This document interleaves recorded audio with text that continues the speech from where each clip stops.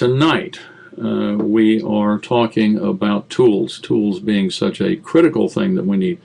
And as you know, some tools are nice to have, and other tools you absolutely must have. You're going to be in big trouble. We are, as always, talking about self-reliance, and this is what's so important for us to consider, that either you make these provisions for the future, you become a victim. We all have a choice, so we just have to choose what we're going to do. And that's why I do what I do, both for myself and my household, but for others.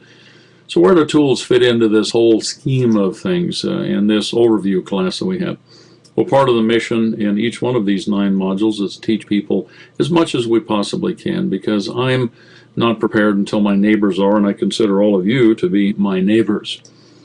There's a lot of classes, as you have seen. This is the whole list of them. Tonight, as we're talking about tools, at the top of the list is the one about proper tools makes all the difference. There's quite a number of them that we have in this series. And it is about understanding how and why things work. It's not just a list of things, and I think of those of you that have been listening and will listen, I don't just give you a list of things, go buy this is what you do. We do plenty of talking about products, but you need to understand how and why it works, because what's inside of your head is more important than the things that you own and may have in the basement. So it's provident living based on principles is really the key, because with principles you can figure out how and why things work. And you can figure out how to do something that perhaps you've never seen before exactly, but you can figure out how to make something work. Well, the true preparedness is based on principles. Here's 8 of these basic fundamental ones that fall in the Provident Living area, and we just touch on those briefly. A lot of these things are now published, and so we don't spend a lot of time here. The base law for all of living, I believe, is the law of Provident Living, which is from the top down in the proper order: spiritual, attitude, knowledge, and then stuff, the material things. It has to be in that order or things don't work out. The law of stewardship is why I'm here, and I think why you're here, and that's about the authority, the responsibility, and then the accountability will be held for how we used our authority to act and how we did in fact act.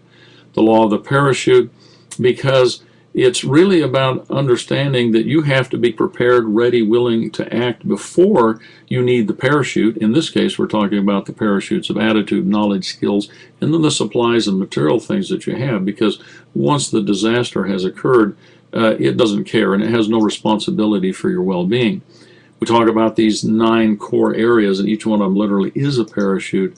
And if you want to learn more about those principles, you can find those things first off online.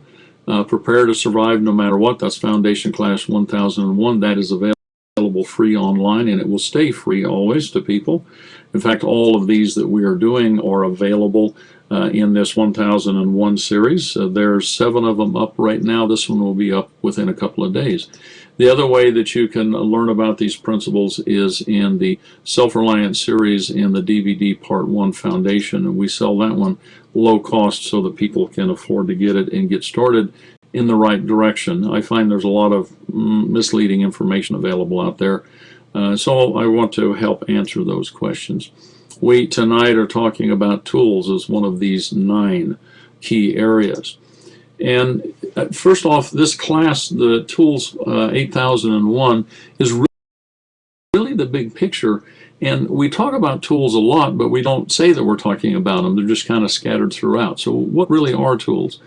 Well, tools are things that work within really all of these different modules in all of our life. They help us to maintain and repair, create, utilize things. You say, well, utilize, how does a tool help me utilize? Well, if you have a gallon of white gas, it takes a tool, an appliance, a stove, or a lantern for you to use it. So the tools are the things that may allow us to do so many things.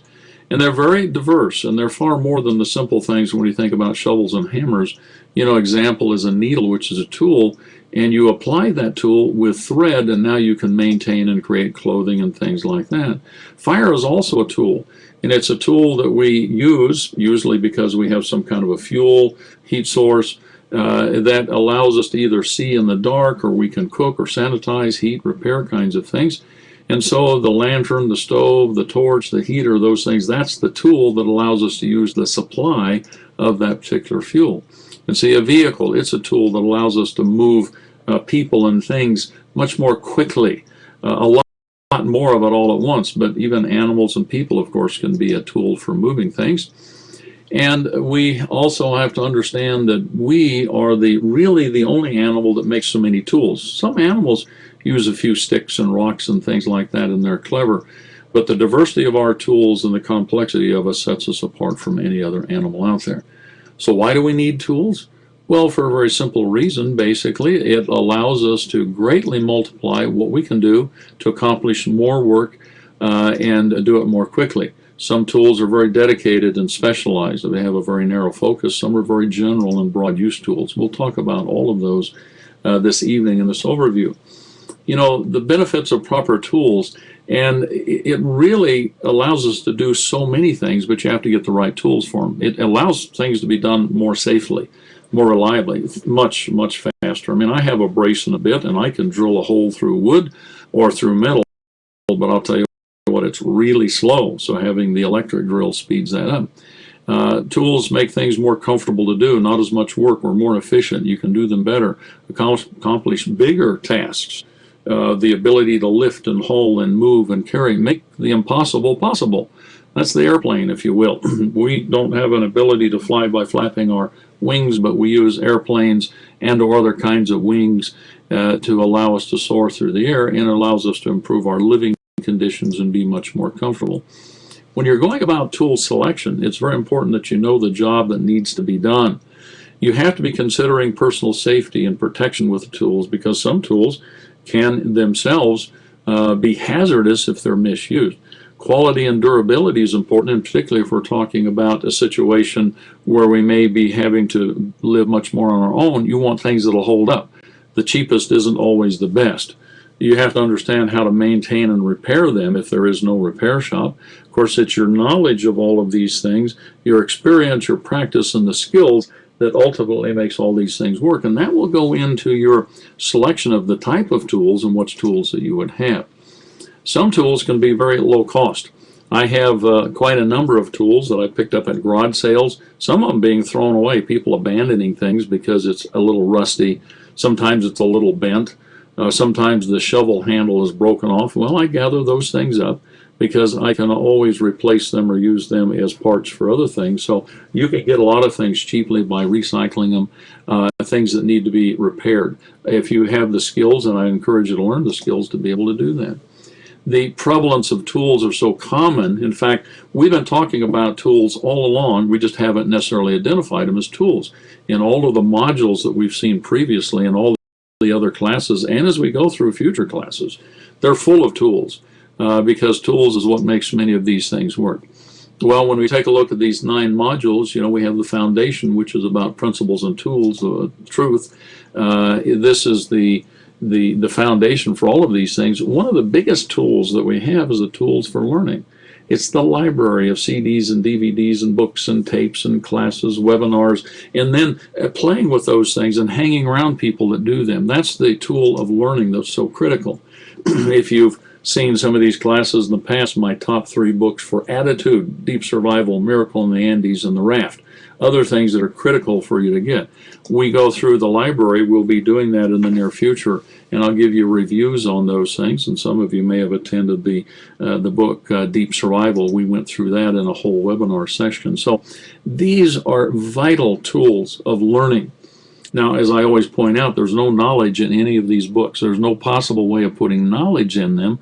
The only thing that's in them is information. It becomes knowledge when you gain experience with the things in there, and it becomes a part of you, because remember, the law of provident living, knowledge is information multiplied by experience. So here's your information source, but you need to play with it, learn these things, do them.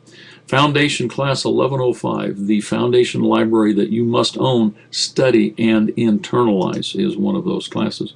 Clothing, personal portable shelter. Well, the clothing itself, you can think of it as a tool for protecting you, whether it's hats or shoes or things that you may in fact make. There's tools of learning in this clothes area that we have and others we have. There's a whole bunch of books and training material that you can learn from. But then you get some of the literal physical tools as we think about tools that let you make things.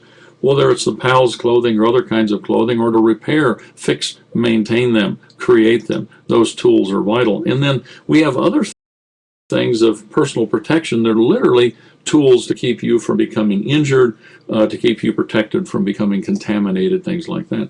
So we have Clothing Class 2101, Winter Safety and Cold Injury Issues and Avoidance. Clothing Class 2102, Hot Weather Safety and Heat Injury Avoidance. And Clothing Class 2103, Everyday Rugged Work and Teotowaki Clothing. And the reason I put up some of these classes, and we'll read them, is to give you an idea. It's to stimulate thought in some of these areas where you may go like, gee, I hadn't thought that was something I needed to do or learn from. So that's why we talk about them.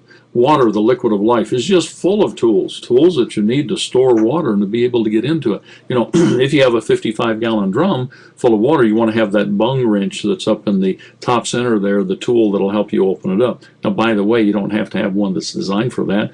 I'll show you how to do it with a pair of pliers and things like this. It's learning to adapt things that you do have. But those storage containers are tools for holding water. To make it safe, we use tools with heat or chemicals, ultraviolet radiation, or filters and absorbers. And they come in different forms and shapes, and there's whole classes that'll talk about these things in great depth so that you'll understand. Some of them are better than others. It's important that you know what things will do, what they will not do, and very often the marketing materials that go along with these things, I'll say, can be somewhat misleading because of what they don't tell you. Not that they are trying to mislead you exactly, but they're not trying to, well, anyway, you know how that works in marketing sometimes. My job is to tell you what it will and will not do, what the problems are, where the weaknesses are in these things. Just more tools of making water safe that you need to learn about. Water Class 3101, water, the liquid of life, and what you must do about it. Water Class 3102, sanitizing water using heat, chemicals, sodas, and ultraviolet. Water Class 3103, beware of dangerous marketing traps, and there's a bunch of them out there, and the vital steps of pre-treatment. And then Water Class 3104, which is the selection, use, and care of water filters. And a lot of the information that you get is not complete, and or if you don't understand it and read between the lines, you won't get the service life you would want to get from your filters. Sanitation, the hidden disaster. And it literally is that. There's a lot of things that we call tools in here, ways of handling human waste and doing it safely. Whether it's a finished product or whether it's a process, you need to know how to do that, and you need the tools that will make that happen. About protecting your home environment, in this case, if you remember from sanitation class, to keep the sewer water from backing up into your basement, which can be catastrophic if it's an emergency and nobody's going to be coming to help you. And then the tools we use for keeping things cleaned and mopped up and soaked up and swept up. These are all tools that are important. And how do you take care of personal hygiene? Here again, tools for washing and scrubbing and cleaning and clotheslines and hanging out. Those things are all a part of it. So Sanitation Class 4104, the hidden deadly disaster. And that's actually the sanitation series that we do in 4 parts. That's not just a 1 hour, 2 hour class. That's almost 4 hours in length. Nutrition, you become what you eat and drink. Tools for food preparation. And here we prepare food. It's about nutrition. It's about variety. Sometimes it's about safety so that you're not eating something that would be contaminated with bacteria. And also, many times the way that you would fix the food one way, it'll taste differently. Of course, some things don't taste all that great raw. I've eaten some raw corn, dry corn, the field corn, but I can cook it and make it into other things, and it's better. The library, again, is a big part of this, some of the tools of learning, but then these tools that will allow you to get into things. If you have a bunch of stuff that's in cans, you better have a can opener, and you better have a backup can opener, and to get the lids off those plastic buckets, and then, of course, to get back into your water to fix things with and storage, those are important. Different ways of grinding, rolling, chopping, crushing, whatever it may be, for some of the ways that you would fix foods, and there's alternate ways of always doing these things. And then we want to see ways of, if you need to heat them or cook them, to change its state, to release the nutrients. Some things don't release their nutrients until they're cooked. Some things are better raw. You need to know the difference between them, but have different fuels and different appliances so you can cook. These little rocket stoves that you can make or buy, and I noticed some really nice high-tech ones coming out right now. A little more expensive and stainless and things like that. But you can build one out of dirt if you understand how this thing works. Make it out of mud if you need to. And then other appliances that we may have that use kerosene, such as the one in the upper left-hand corner, or white gas in the upper right-hand corner, or also the lower left-hand, and then the propane, and then alcohol on the lower right. The appliance determines the fuel determines the appliance, and we have a variety of those. The gaseous fuels, the propane and the butane, are wonderful things to have, but then you may need a backup, such as you see in that one RV. There's a gas stove, but also a wood stove, because what do you do when you run out of propane and you can't fill the bottles? You need backup. Backup is important. And then alternate ways of conserving energy, whether it be in the straw box cooker, sometimes called the Wonder Box cooker, using the vacuum bottles, those kinds of things. These are all tools. The different pots and pans and cups and spoons and things. And of course, those of you that know me a little bit, the pocket knife will let you carve a spoon or a spatula if you need it. These are all tools that, in some cases, tools that make other tools.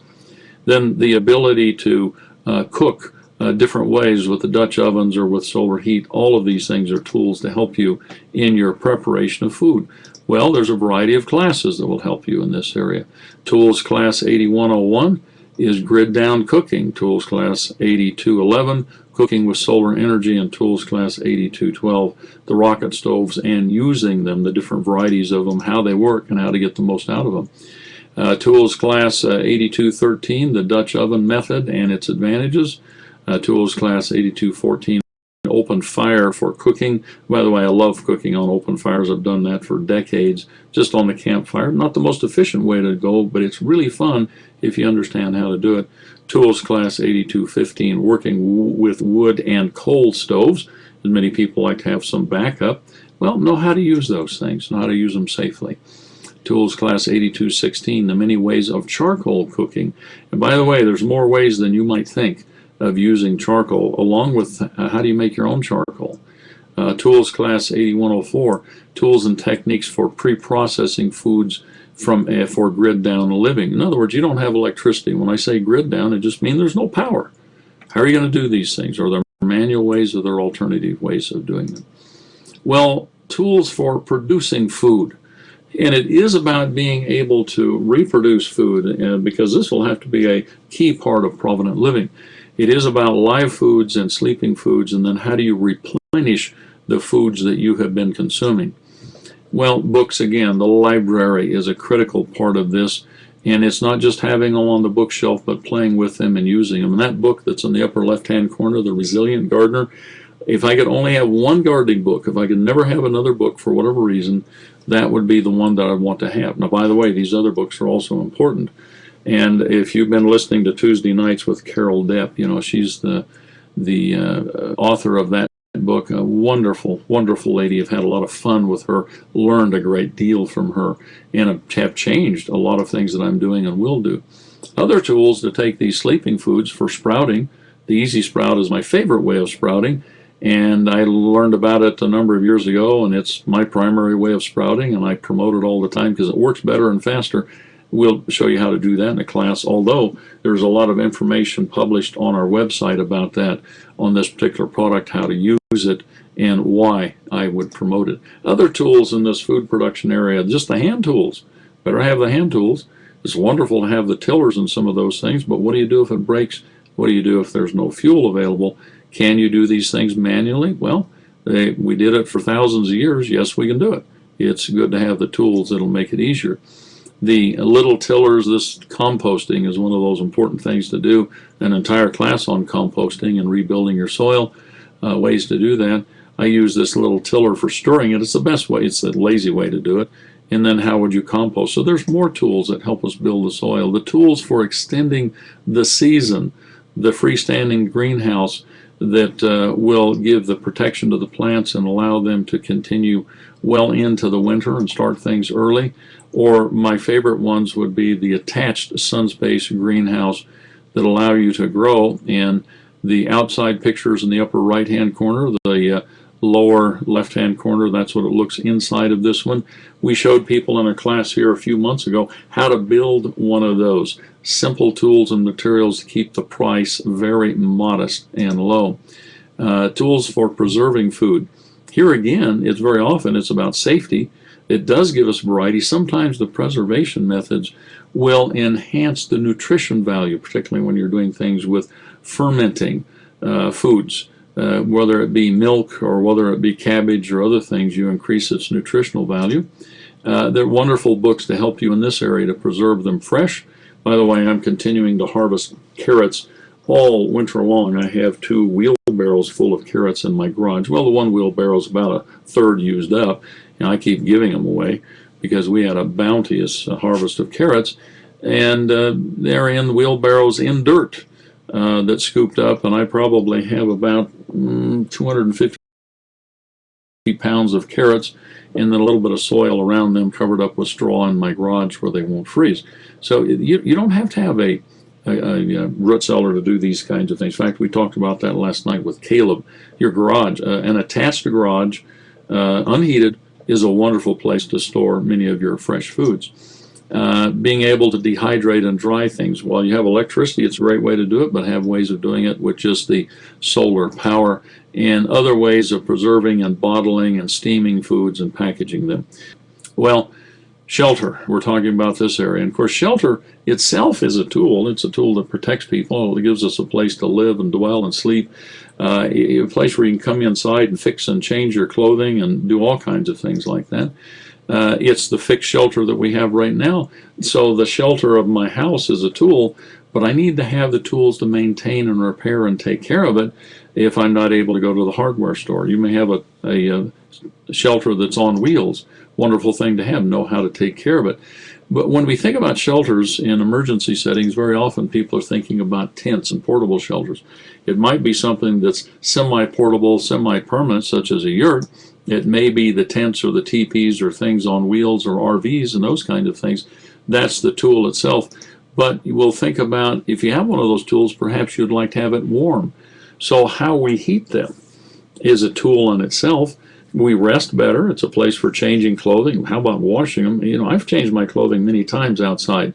This winter clothing, even when it's 20 and 30 below zero, you know, and you're outside, you can do it. You have to do it pretty quick. It's much nicer to be inside, at least out of the wind and the snow. It's a place where you can recreate and have social activities, but it's also a place for sick care and other health kinds of activities. So heating, these are the appliances, whether they're wood burning or coal burning appliances, or whether they are gas-fired appliances such as that. This is one we saw before where there's the backup in this vehicle, because if you run out of propane, what are you going to do? Well, the biomass, the ability to burn things, is important. If you're going to have the wood in those things, you'll need a way of gathering it. Chainsaws are wonderful. Chainsaws break or wear out, or you run out of fuel. So you want to have the backup tools to be able to do those things. From my perspective, you always have a backup. You always have plan A, B, C, D, E, F, and G in every letter of the alphabet. Now, tools for building and maintaining a shelter. In our shelter class, we talked about, what if you can't afford to buy one of these wonderful things? Well, do it yourself. You may have cost limits. For emergencies, maybe you have wonderful stuff and you're in an emergency, you don't have it, it's not with you, or it's been destroyed, you're separated from it. And the ability to repair things, because if you don't maintain them and repair them, they will eventually come apart. Well, these tools in making shelter, and I'll walk you through a process and in depth on building shelter with natural materials around you and some simple things that you can have in your supplies. But these tools make it faster and easier. I'm not a beaver, so I have a really hard time gnawing branches off of a tree. So the saws and the axes make all the difference in the world. But it's important that you'll learn how to use these tools properly. In that picture on the left over there, very often people are driving stakes and pounding things with their single bit axe. Don't do that.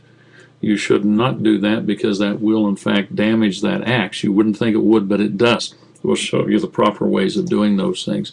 And then you can take these materials that you've cut and lashed and tied and cover it with something, make simple shelters. And I'll tell you what, a simple shelter is a whole lot better than nothing. Then have some of these critical tools that we'll talk about even more, the ability to repair these fabric shelters. One of the tools you'll want to have in your supplies is the ability to set grommets. That lower left-hand picture there, grommets, and you want a variety of sizes, and you need to have the dies for it. The punch isn't all that critical, because you can always cut one in there another way. And then the ability to sew up heavy things, such as we do in our winter footwear class, but this you use for repairing your tents and packs and things like that. And that's having the sewing awl, and learn how to use that properly and use it regularly, so it's a skill that you normally have. Other tools let you build shelter, such as a saw. You know, my snow knife is just a regular old wood saw because it's cheap and it works exceptionally well, and you probably already have one. If you learn how to work with snow, you can build snow structures such as that igloo you see there, or the snow house that we teach people to build in our snow colleges, just with a simple saw, and a shovel helps to move the loose snow, but you could do it all with nothing but a saw. Then understanding the other tools that you may be able to use to build shelter, such as stabilized earth and the variety of ways of doing that. Wellness, a big area full of a lot of tools. Tools of learning, of course, to begin with, are right at the top of the list.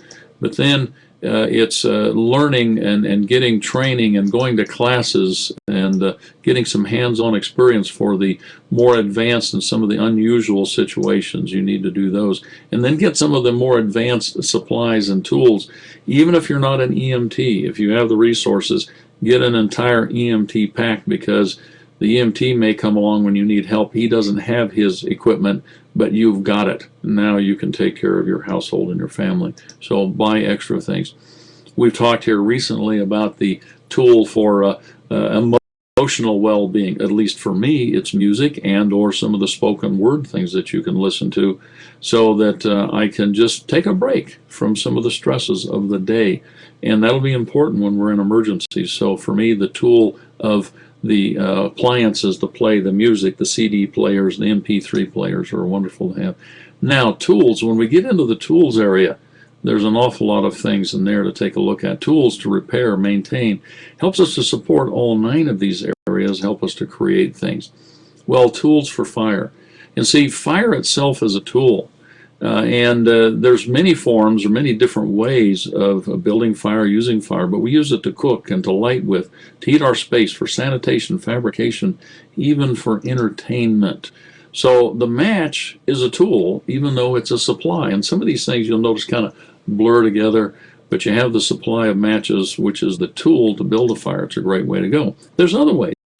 The tools of these lighters and these refillable ones, they're nice. They're kind of expensive. The good quality ones that'll last, that black one that you see there, that one I've had in my pocket since 2005 is when I got that, and it's been with me ever since. I use it constantly, and it's had, I wouldn't say abuse, but it's been used a lot. The disposable ones are nice too, but learning to use some of these other tools, the battery and the steel wool that so many people know about, and these wonderful fire starters that we talk about in depth, because I call that the durable match, that thing in the upper right kind of there.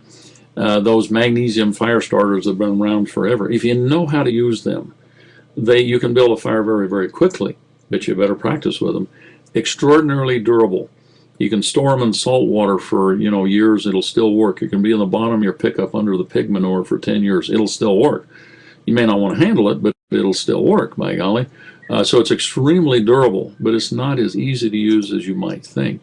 Then you can get right down to the basic tools with some flint and with some steel and some natural tinder and things that you have. These are all tools for making fire, so that you've got that fire when you do in fact need it.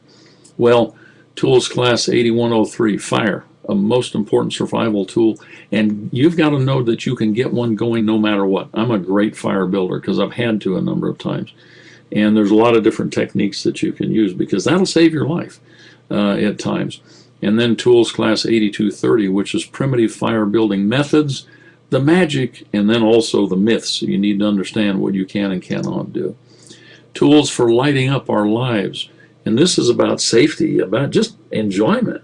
We can have light by burning fuels with electricity, even a little bit of electronics in here.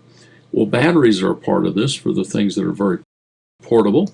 And we use them in our variety of flashlights, those upper flashlights using I'll say the old style with the incandescent bulb. They use batteries much more rapidly than down at the bottom, the ones that use the little LEDs. The LEDs last a long time, and they're much easier on batteries, but please understand that not all LEDs are created equal. Some of them are very, very miserly compared to others. We'll teach you about those in the future. Then you have other ways of making light. Well, with fire, these gas-powered lanterns do a great job, these mantle lanterns. You also have them that are the gaseous fuels, such as the propane, the ones on the left being the liquid fuel, the one on the right being the gaseous fuel. They each have their advantage, disadvantage, and some safety precautions about them you must understand. Then you have kerosene. Kerosene's been around a long time. It predated the gasoline by quite a ways. And having the appliances for that. And if you'll notice, the thing I recommend that you have a variety of fuels, a variety of appliances for all kinds of things you're doing, because you don't know what you may in fact have. These are things you accumulate over time. You can use tools to make a tool of light. And so here again, using some tools with some skill that I'll teach you, I can take and build this little wick holder. And if you don't have a wick, you can make one, but it sure is nice to just buy the wick by the roll. And then now you can burn oil. In this case, we're talking about olive oil, vegetable oil. You never throw away old cooking oil or vegetable oil, because you can always burn it, you can always use it.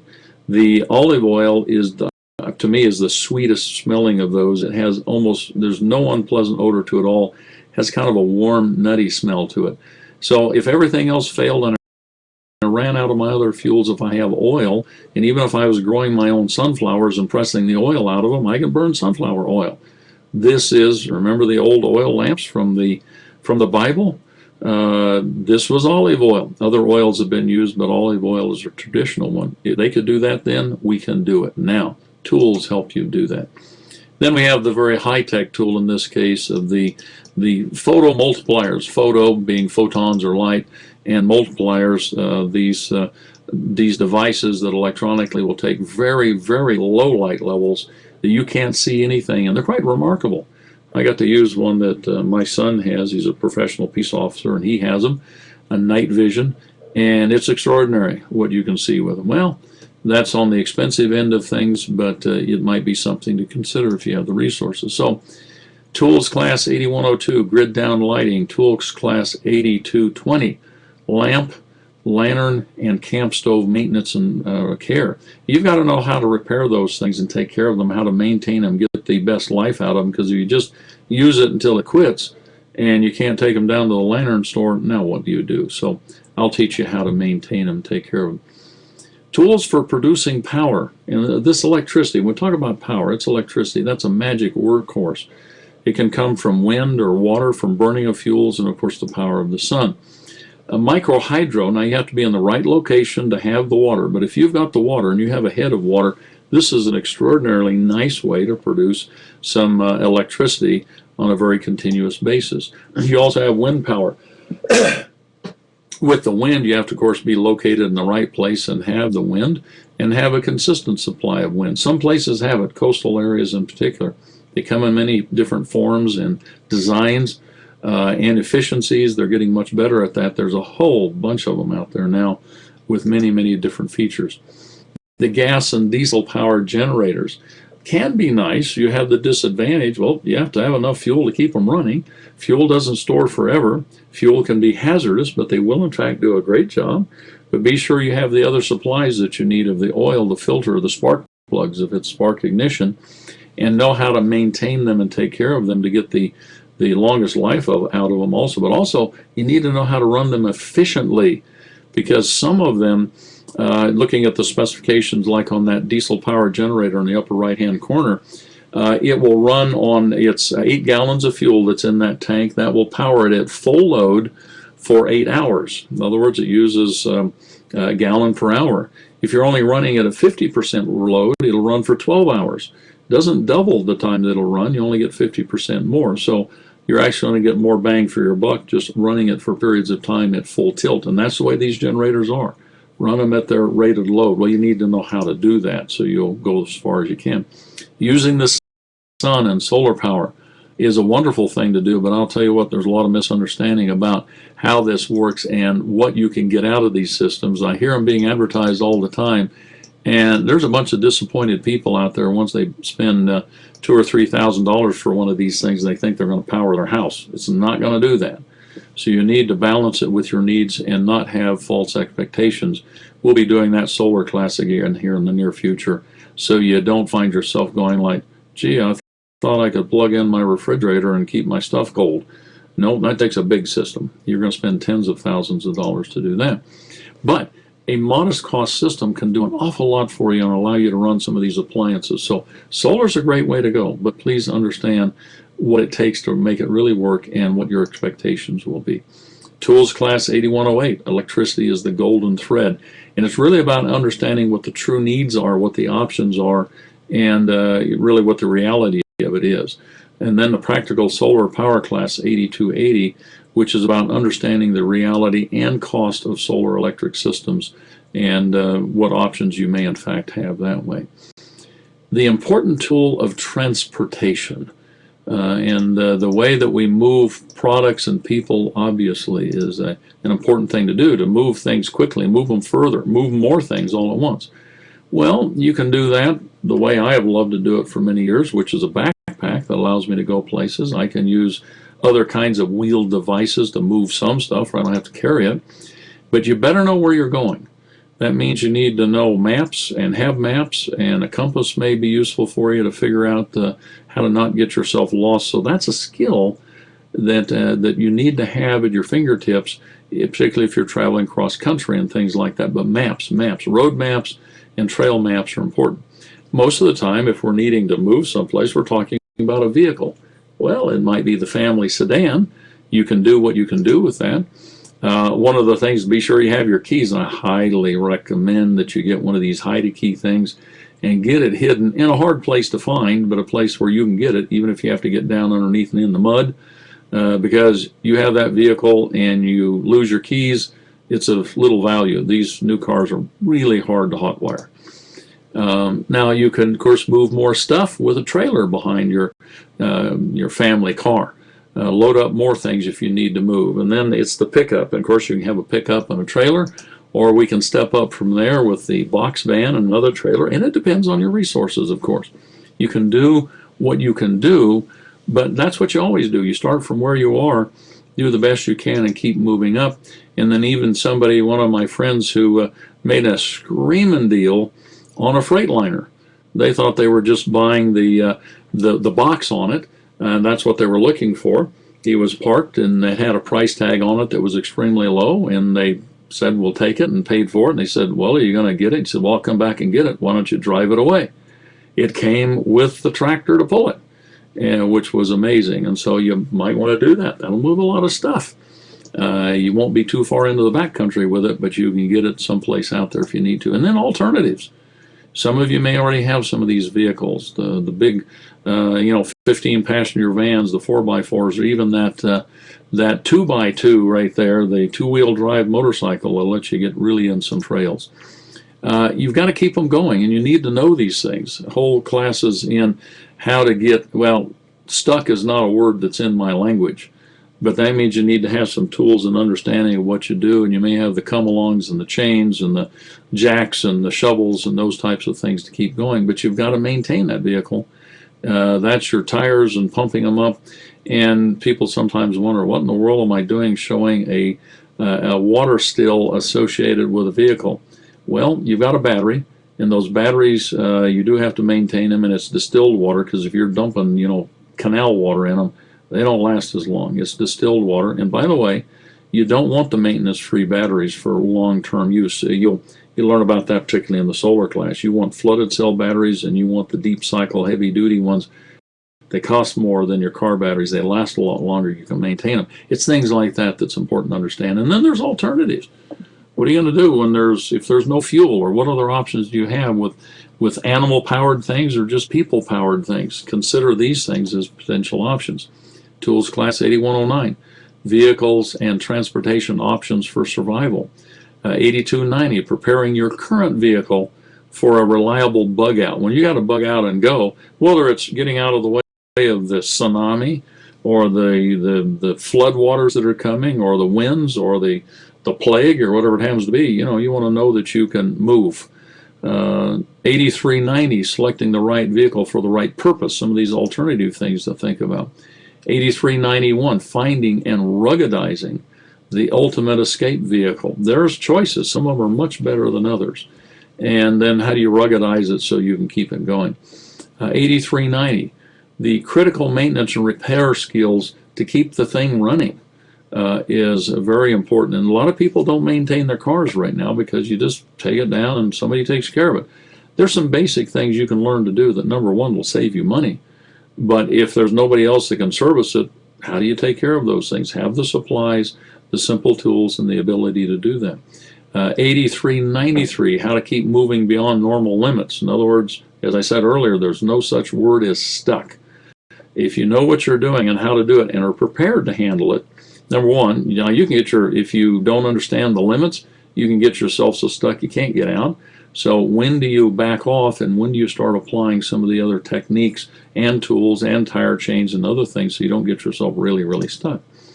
8394, be able to make field repairs during a good situation. Good. Get out of Dodge. Again, if you're on the move and you need to be on the move because there's something ugly happening, you've got to be able to do field repairs and emergency repairs. Turning vehicles into emergency shelters. Things that you may do at the last moment or something you could be planning on right now. You can't afford to buy a big RV or some of these kinds of things. You have some other options you could consider. 8292, selecting the right alternative motorized vehicle for the job. And then 8293, consider non-motorized transportation options. Excuse me. All right. Tools of many applications. And a lot of tools have multiple uses, and you've already seen some of these, but there's others you may not think about, particularly if you haven't been doing these things for years, you might want to consider.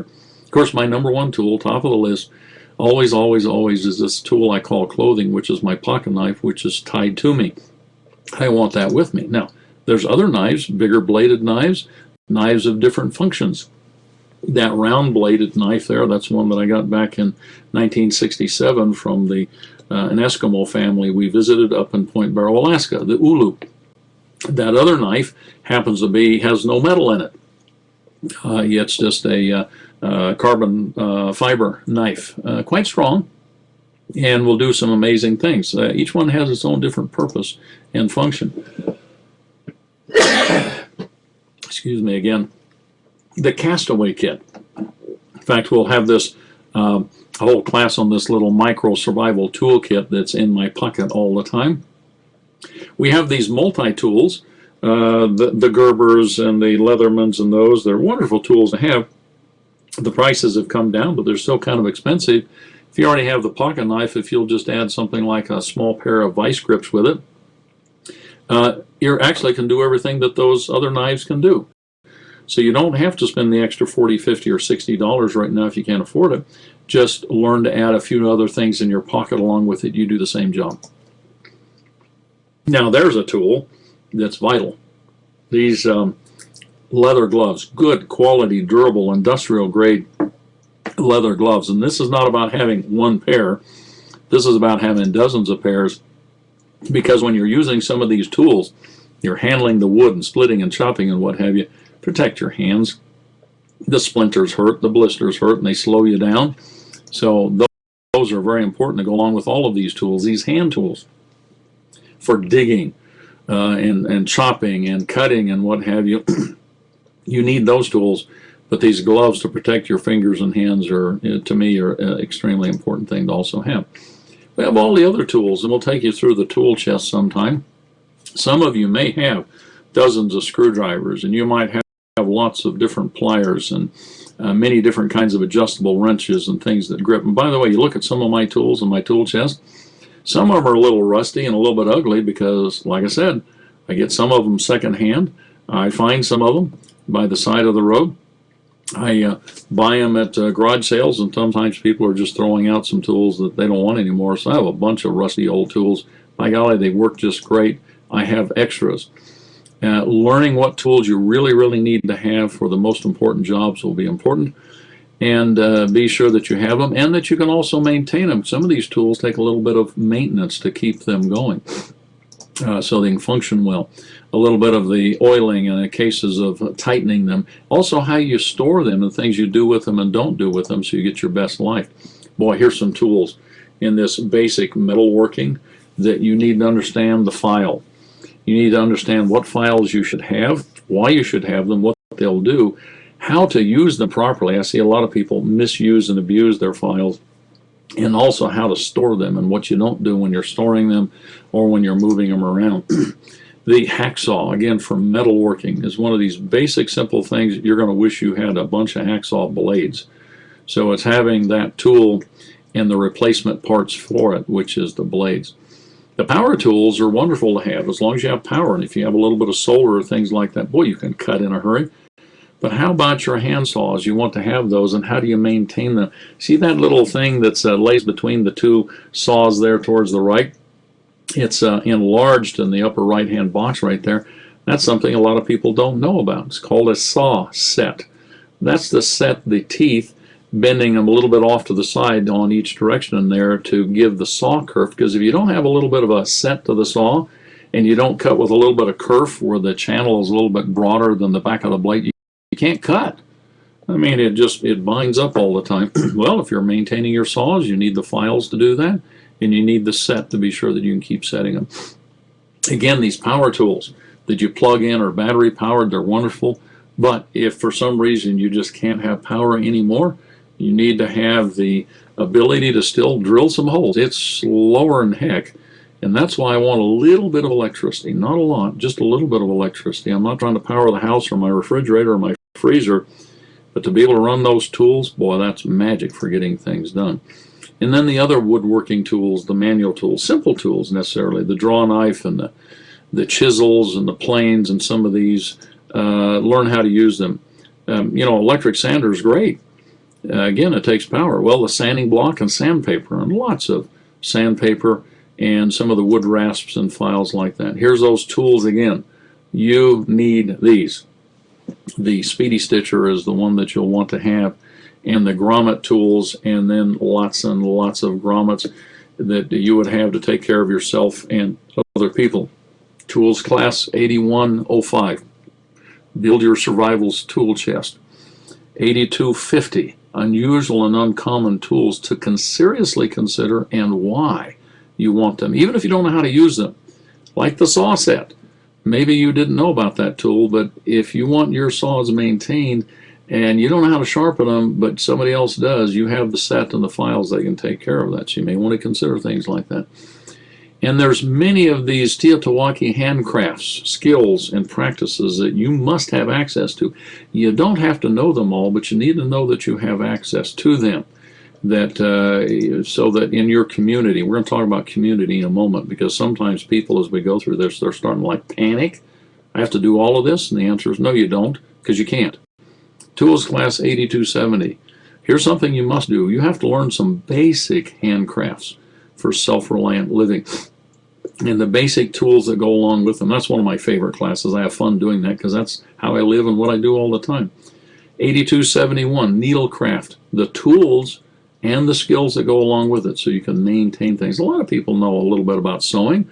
A lot of people have sewn a great deal. What tools do you need to do that with? How about in a grid down time? What would you do? Class 8272, from trash to treasure. All kinds of things we throw away right now that maybe you shouldn't throw away, that you might want to consider. We'll show you some things you can make with all kinds of junk. Now, some stuff isn't worth saving, but other things are. You might want to consider that. I like to do a lot of free things because I can spend money on pocket knives. Tools Class 8273. You need to know some of the 18th and 19th century basic country living skills. Some of these skills that our grandparents and our great-grandparents just lived with all the time. We need to rekindle those in ourselves and in our children so that you know you're okay. You turn what could be a difficult time into more of an adventure than a struggle. 8274, no basic 19th century metal working skills. I've already shown you some of the tools. We have them actually a little more modern tools than they had then, but still some of those basic skills you need to have. 8275, you need to have some basic 19th century hand woodworking skills. How do you do things again without power? How do you make and fix and repair things? Now, tools for family protection and defense. This is about safety and protection of family and property.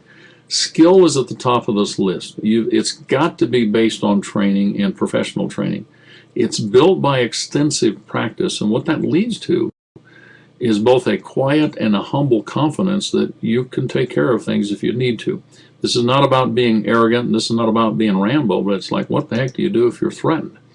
First off, prevention and avoidance is the first thing that you'll learn about. We do classes in that. I mean, it may be just as simple as locking a few things up.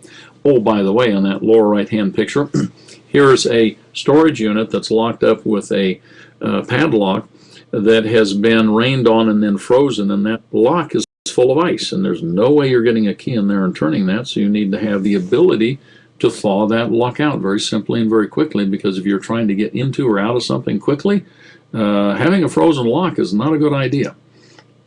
You can use repulsion as a defense, and there's some tools that will help you do that. You may want to consider that also.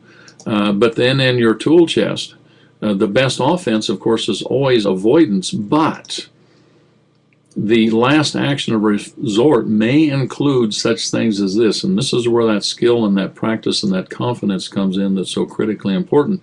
And if you choose to have weapons for your protection and defense, that training is the most important thing you can ever do. And of course, you've got to have the skill, the knowledge, and the means to maintain and supply them. These are all tools that are critically important for that area. Tools for communication during an emergency. And information is one. We are social creatures, and information is one of the things that we clamor for. And the information will calm. It will also save lives. And so you have information that's going to be both inbound. You need to be able to listen. There's outbound communication, and then information exchange, both at long distance and short distance. So Tools Class 8106, when the cell phone quits, the need and options for communications. By the way, so many people are so dependent on cell phones that they just freak out when the phone doesn't work. Well, cell phone, land phone, all of them may be gone away. Tools Class 8260, outbound information and exchange of information. And then Tools Class 8107, which is local area and perimeter communication. This becomes very important to a community that's working to maintain its, well, basically to protect itself. Tools used to maintain other tools. We've already seen a little bit of this. So you see, you have to keep them up. If you don't keep them up, you lose them. They wear out, they break. So it's about having things tight, sharp, straight, and not corroded. They're protected. The sharpening stones is probably one of the most important things to have, because a lot of your tools have an edge to them. That edge is for cutting. And when it gets dull, they don't work very well. We're talking about your kitchen knife, your pocket knife, but we're also talking about your drill bits and your axes and your chisels and those kinds of things. So having the ability to sharpen things is important. Here again, a little bit of electricity to run one of these drill sharpeners, because it's a heck of a lot easier to do it and accurately to do it with one of these electric grinders than it is to do it by hand. It's very difficult to do it purely by hand manually. Spare parts and consumables for tools. Here again, it's about keep them up or you lose them, because parts do wear and they wear out. Some parts break. Some parts are literally to be consumed and used up in there. And so you've got to have these spare parts. It's the handles that you need to replace, and the blades and the saw blades for chainsaws and things like that. It will include things like your light bulbs, the batteries, the filters that go in your water filters that you need spares of those. Hacksaw blades. You know, the hacksaw isn't much good without that hacksaw blade. And so there's all these things that are used, they're part of the tool, but they get used up. Parts to keep your stoves going and your lanterns going, both the mantles, but for the pumps and generators and those things, and the chimney. These kerosene lamps work much better with a chimney on them, so having spares of them, that's a part of the tool itself. And then supplies, and very often supplies are consumed while we're using a tool. The tool isn't of much use if you don't have the supply. Well, I already mentioned this one, matches is a supply, but it's also a tool that we're going to be using and consuming. The appliances that you have, what do they run on? Solid fuels, the charcoal, the coal, the wood, or liquid fuels of white gas, gasoline, kerosene, alcohol, or the gaseous fuels of propane and butane. The appliance is the tool, but it needs these supplies. So know that you have adequate quantities of them and have backup for everything. So these fuels are extremely useful. We do a whole class in fuels. The wicks and the different things that will keep things going. So supplies class 9101 is fuels for grid down living. Supplies class 9103. The everyday supplies you might not think about until it's too late. There's a lot of things we just kind of use and we don't think about it, and you may not be storing them. Well, I'd like to help you have those on hand. The role of tools in Provident Living is literally, as we pointed out, it's to support all the activities that go on in these 9 preparedness modules. And those are not just modules for preparedness. This is life. You can take a look at them. Clothes and nutrition and sanitation and water, each one of those things, that's just what you do day to day. And it's so you can produce what you need to produce, you can maintain, repair, and create what you need to create. That's the role of the tools in the area of Provident Living. Well, we teach a lot of these things, and you take a look, here's this tools class, and I've just gone through all of those, giving you their titles and a basic description of what's in them very briefly, so that you'd understand. And you take a look at all the classes that are available, and what happens is all these learning opportunities, well, in the foundation area there's 26 classes, clothing 20, water 11, sanitation 13, nutrition 28, shelter 15, wellness 37, tools 39, supply 6, 191 classes. And you know what happens? Must I do and know all of these things? Very often I hear people, frankly, they get discouraged. If I have to do all this, why start? That's the wrong attitude. Here's the truth, really. The reality is that it's not possible for any one person to do all of these things. I don't teach all of those classes because I don't have the skill honed. I may have the basic skill that I can do a lot of those things for myself, but I don't consider myself proficient enough to teach the classes. So I have other people that teach classes because they can do it far better than I can. So don't think that you have to know and do all of these things. What's critical is this thought right here. This is one of the most important classes as far as I'm concerned. Foundation class 1106. We're in this together. Survival is about outreach, cooperation, and community. And a part of this series on community is understanding how you may search out, find, become a part of a community, help to create one, and don't get in with a bunch of people that are, well, now I'm considered by some folks, I guess, to be wacko. I'm over the top to some people. There are some people that are really over the top. You have to know where you fit, and so that you don't have personality clashes and purpose and intent clashes, those kinds of things. So building community and getting with the right community is important because not anybody and not any one person is going to have everything, know everything, and can do everything. That's why we need community, small community that works together and cooperates together and will share skill, knowledge, tools, and supplies. That's how you do this. You don't have to know it all or do it all. So will you live providently? Well, as always, the choice is yours, the choice is mine. And if you and I will make all of our provisions in all of these areas, not necessarily that we can do everything, but we have made the provision by joining with people that fill in the gaps. There's a bunch of things I don't know. So I associate with myself with people who fill in those gaps, and I probably fill in some gaps for them, because when you do that, you can face the future with hope and with confidence.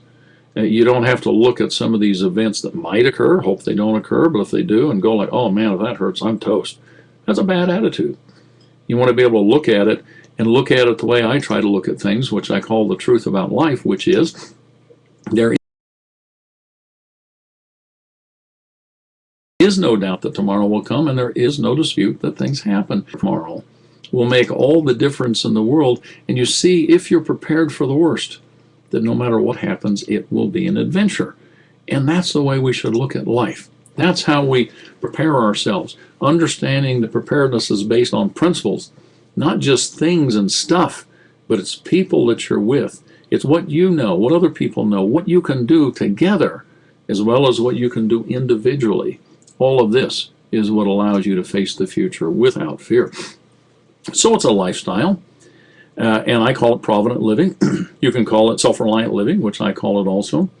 And it's about just doing these things, having fun with them. A lot of the things that I teach, it's simply because I've done these things for years. I grew up doing them. And I was blessed to have that opportunity, and so now I can share it with other people, and I consider that to be my mission, so that you can try and test and play and have fun, experiment and experience things, build your knowledge skill level, and please make it a part of your lifestyle, and you do it for all the positive and good reasons, not out of fear and trepidation, but because it's an adventure you're looking for rather than a tragedy. So I do weird things. You should do some perhaps unusual things by yourself, with your family, with the grandchildren. And as always, it's each of our own responsibilities to do these things. I and the folks at Safe Harbor will do our best to teach and train and provide you with information and materials and with goods and supplies to help you. So free classes. We do a lot of those things. Every Tuesday night, every Wednesday night, there's a newsletter. Join us at safeharboralliance.com. Send your friends there. Register for the newsletters and the things that are starting to come. Well, if there's any questions that you may have, I'm going to clear my chat room here because we take those at the end right now. If you have any questions about tools, tonight's topics, any of these classes, I'll be glad to entertain those for a few minutes. Well, if there's nothing else, I wish you the best of evenings. Enjoy yourself the rest of this evening, and I will see you folks in another presentation. Take care and have a good night.